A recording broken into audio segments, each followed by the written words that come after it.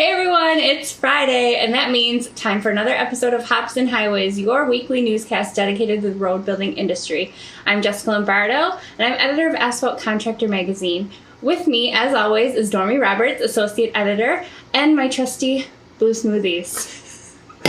We're here this week, as we do every week, recapping the news you may have missed, covering some best practices, and sharing your hard work in a laid-back forum. And we hope you find both useful and entertaining. Yes. So our goal is to be informative and fun, so please reach out and let us know what you like about the show, and don't be afraid to tell us what you don't like either. This is only our third week, so we really are here to make this episode for you. So if you like something or you want us to talk about something else, drop us a comment, send us an email, let us know. You keep the comments flowing, and we will keep those beers flowing.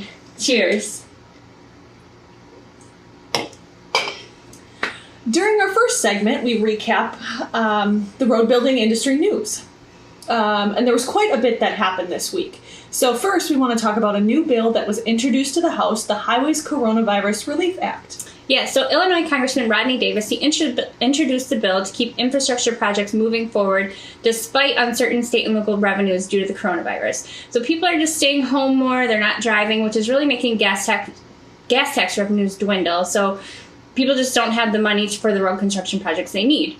So the bill would empower the Office of the Secretary of Transportation to 100% fund federally funded highway projects, waiving the state and local share of those projects. So Davis really urged the passing of this legislation to help ease that financial strain that has been placed on state and local governments due to COVID-19.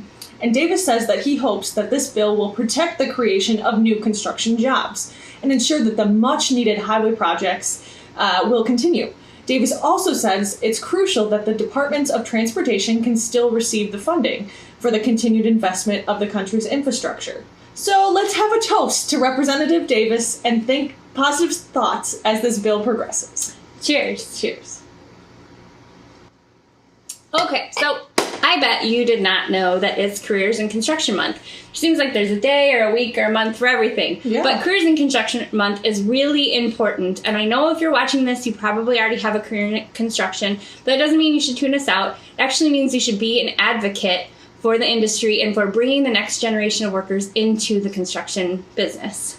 So the aim of this program is to let people know that instead of going to college to earn a degree in a field that there isn't many jobs in, students should consider careers in construction, where there will be an estimated shortage of 1.4 million workers by 2022. That's insane. Yeah. So kids really need to know that there are many roads to successful careers, including careers that actually build them.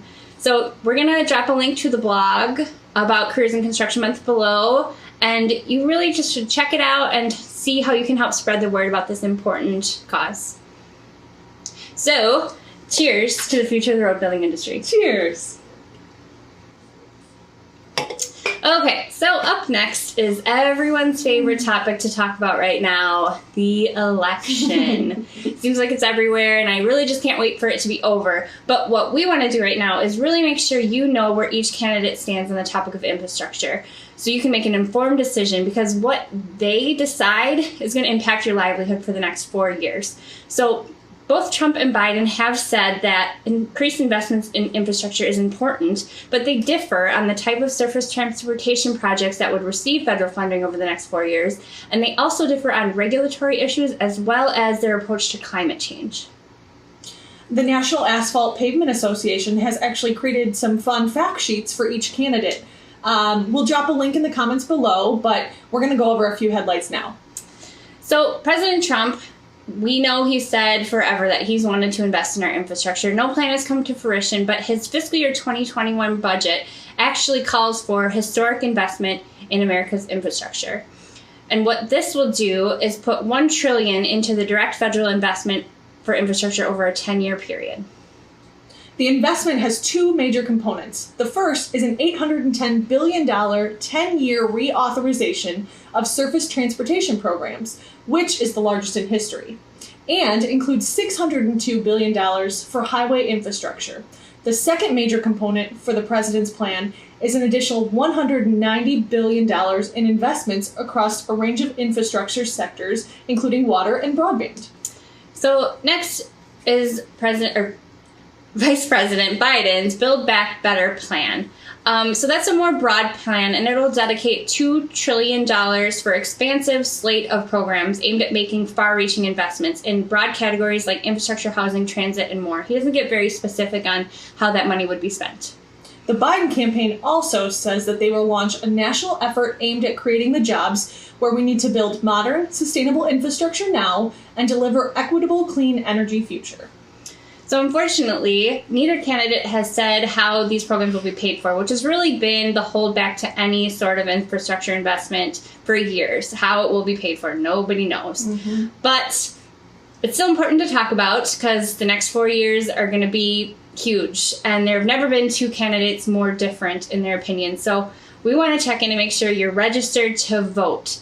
We really want to make sure everyone in the industry gets their vote out and gets their voices heard. So you can visit vote.org to make sure you're registered. And if you're not, you can easily sign up there or find your polling place or even request an absentee ballot if you don't want to vote in person. But make sure you check your local guidelines for absentee deadlines. Yep. So there was a presidential debate that was scheduled for yesterday, but President Trump, he's still recovering from the coronavirus. So they're actually going to be hopefully debating next week. So make sure you tune in next Friday where we'll hopefully be recapping the debate and what they said about infrastructure. In the meantime, cheers to voting. Please do it. It's very important. Oh, that was a lot of information. It always is. Hops and highways. Now it's time to talk about best practices. Seems like a lot of people really enjoyed our talk last week on compaction and working hard to ensure you're getting that density in that upper temperature zone. And this week we're going to talk about temperature again. Yeah, so unfortunately for us in the north, temperatures are dropping. For you guys in the south, I guess take a beer break because you get to pave year round. Lucky you.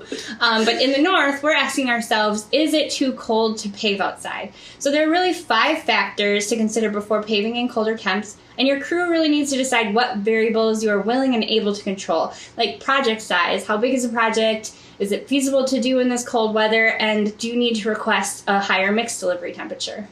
So the first variable is temperature of the foundation that will be supporting the pavement, and this is the most critical factor. Normally, contractors will not allow pavement when the ground temperature is below a certain point. The beers are getting to me.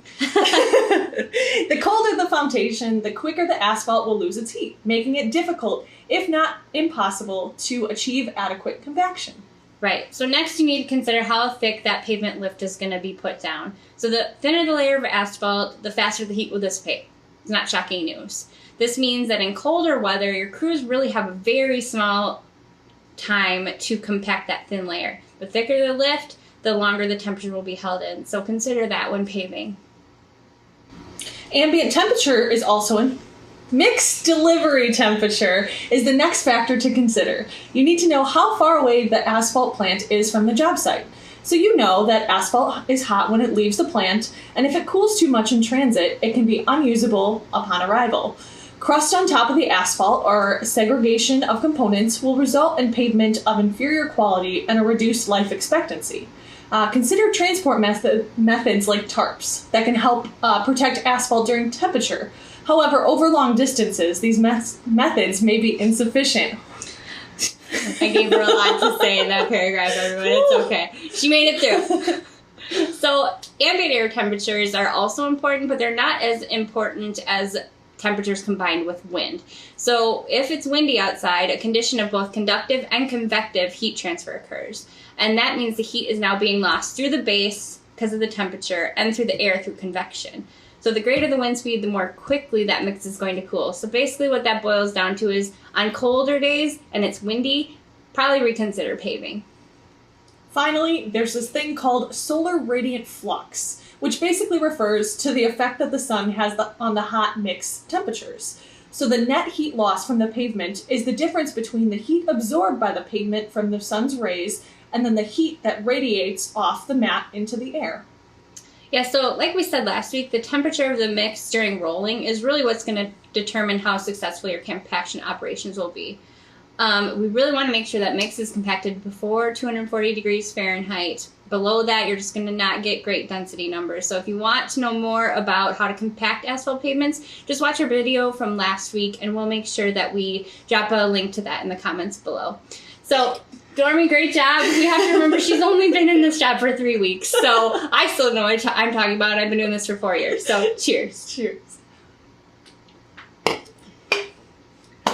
Whew. Okay, now we're on to the good stuff. And since it's Careers in Construction Month, we want to show you this adorable picture of 5-year-old Vanny, who decided to dress up as a construction worker on What I Want to Be When I Grow Up Day at school. We just love that the next generation of workers is already gearing up, and we're ready for you. Way to go, Vanny. We're going to put you on a roller, whether you like it or not. So we also wanted to give a shout out to Work in America. Each year they hold a charity golf outing for the TJ Martell Foundation to raise money for that cause. Last year they were able to raise over $170,000 for the charity. But due to COVID-19, they could not have the outing this year, and we really just curse you, COVID, because it's a lot of fun. But they still wanted to find a way to help. And they're selling these custom work and care shirts on their website, and all proceeds will go to the TJ Martell Foundation. So we'll drop another link to go ahead and buy one of those. You can check out some other working gear while you're there. And really, Workin', thanks for supporting a great cause, and we will cheers to you. Cheers to Workin'.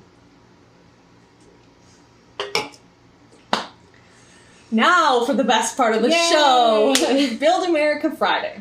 Each week we ask our fans what they worked on and the highlights of their hard work. So this week we received some awesome photos from Alex and his crew at Gerke Paving. So the team at Gherkin, they paved 9 miles of State Route 108 in their hometown of Napoleon, Ohio. So normally the crew has to travel all over for jobs, so it was really great for them to be kind of paving in their own backyard. So they put down 16,000 tons of intermediate course and 14,000 tons of surface course over 21 days. We love seeing those halo lights on those guys. Really way to prioritize safety. Awesome work, Alex and crew. As always, we want to know what you're working on, so send us a comment, a message, reach out to us about what you're working on so we can showcase your hard work and what you do for the industry. Thanks for watching. Please be safe, and join us next time for Hobson Highway. Cheers, everyone. Have a great weekend. Stay safe out there.